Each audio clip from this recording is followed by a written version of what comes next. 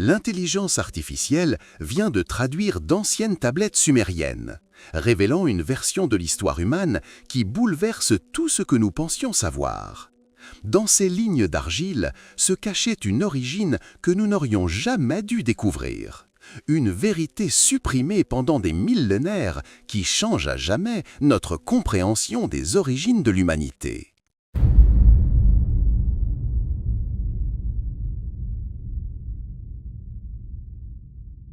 Depuis plus d'un siècle, les archéologues ont découvert des milliers de textes sumériens dans les ruines d'Ur, d'Eridu et de Nippur. De nombreuses tablettes étaient fragmentées ou oubliées dans des musées. Le système cunéiforme, le plus ancien du monde, était d'une complexité extrême et pendant des générations, les chercheurs n'ont pu traduire que des passages isolés. Tout changea en l'an 2025 lorsque des modèles d'apprentissage automatique furent entraînés à partir de milliers d'inscriptions. Ils réussirent à prédire les symboles manquants, à reconstituer des fragments et à comparer les dialectes akkadiens, babyloniens et sumériens. Pour la première fois, des textes demeurés muets depuis 4000 ans commencèrent à parler, et ce qu'ils révélèrent bouleversa le monde académique. Ces tablettes n'étaient pas de simples mythes poétiques, mais des registres détaillés de systèmes de travail, de rituels et de processus de création humaine. Elles ne décrivaient pas une seule origine, mais plusieurs. L'humanité aurait été divisée dès le commencement en différents groupes, chacun créé pour une fonction spécifique. L'un de ces groupes aurait été façonné avec le trait essentiel de l'obéissance. Des expressions récurrentes telles que « porteur de vie fonctionnelle » et « argile de moindre éclat » indiquaient, selon les nouvelles recherches, des êtres humains artificiels, incapables de se reproduire, créés uniquement pour servir temporairement. Le contenu suggérait que l'être humain ne provenait pas d'un acte unique de création, mais d'un processus successif d'essais, d'échecs et de recréation. Plusieurs versions auraient été effacées de l'histoire avant même de se stabiliser. L'intelligence artificielle mit au jour un plan. Les humains furent façonnés comme des instruments spécialisés, des outils vivants au service des dieux créateurs. Les tablettes décrivent également un lieu appelé Idin, la terre entre les fleuves, considéré comme un atelier divin où chaque groupe humain était mis à l'épreuve et, s'il échouait, effacé. Les dieux ajustaient, nommaient et détruisaient leur création dans un cycle continu. Ce système d'expérimentation ressemblait davantage à un programme qu'à un mythe. Avec le temps, selon les textes, les premiers humains commencèrent à faillir. Ils étaient obéissants, mais fragiles, incapables de se reproduire. Chacun devait être façonné à la main avec de l'argile, du sang et un ordre divin. Alors, le dieu Enki, seigneur de la sagesse, décida de revoir le modèle. Il créa une nouvelle version, plus forte, plus intelligente et plus féconde. Son nom était Adapa, le premier être humain doté de conscience et de langage. Il pouvait comprendre la volonté des dieux, mais fut limité par conception.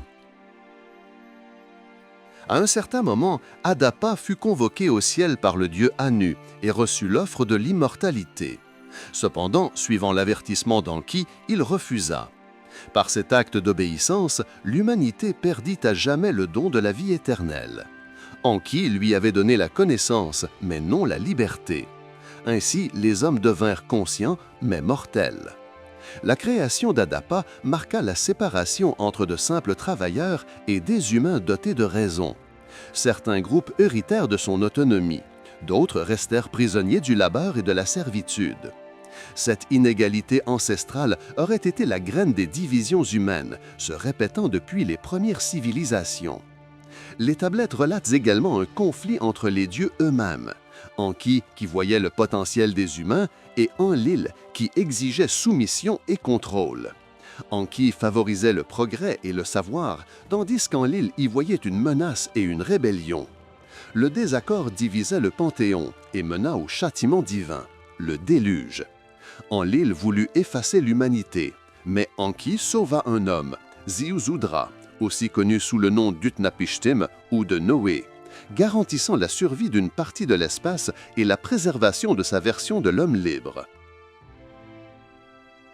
Dans des passages encore plus énigmatiques, les tablettes décrivent des instruments et des technologies bien au-delà de ce qui semblait possible à cette époque.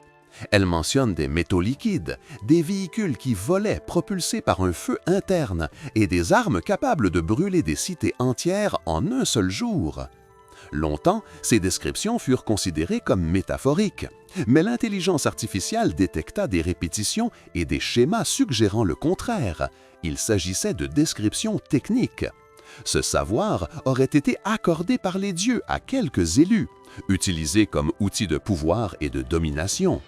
Dans certaines régions, certains groupes humains recevaient le savoir de l'écriture et de la métallurgie, tandis que d'autres étaient condamnés à l'ignorance. Les tablettes montrent que la connaissance était un instrument de contrôle, non de libération.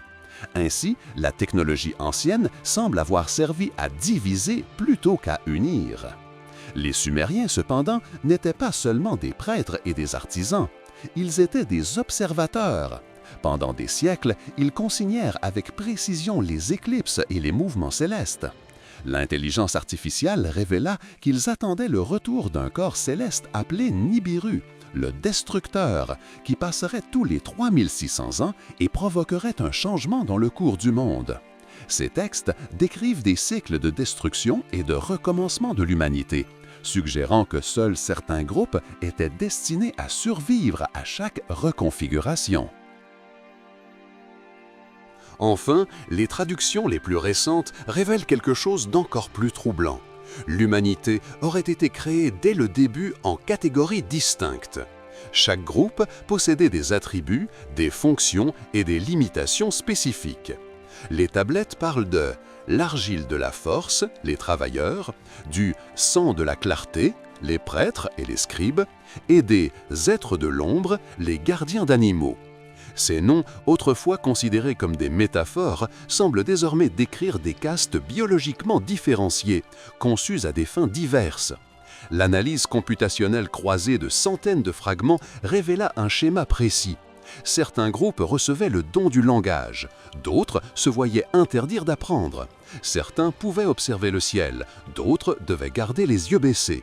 Cette structure, antérieure à l'histoire écrite, semble avoir établi des inégalités qui résonnent encore aujourd'hui.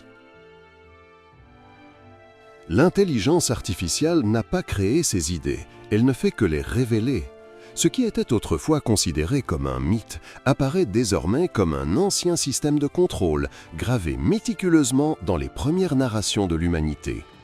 Ces tablettes, aujourd'hui vues comme des archives d'une ingénierie spirituelle et biologique, suggèrent que les divisions humaines ne sont pas nées du hasard, mais de choix délibérés faits à l'aube de la civilisation. Des choix destinés à déterminer qui servirait, qui commanderait et qui serait oublié. Aujourd'hui, face à ces révélations, l'humanité se retrouve contrainte d'affronter son véritable miroir. Nous ne sommes pas seulement le fruit de l'évolution, mais aussi celui d'une ancienne ingénierie. Le passé se réveille et les tablettes sumériennes nous rappellent que nous n'avons peut-être jamais été vraiment libres. Merci d'avoir regardé. Pendant que vous êtes ici, n'oubliez pas d'aimer la vidéo et de vous abonner à la chaîne. Cliquez sur l'une des vidéos recommandées à l'écran pour découvrir d'autres informations incroyables. À bientôt!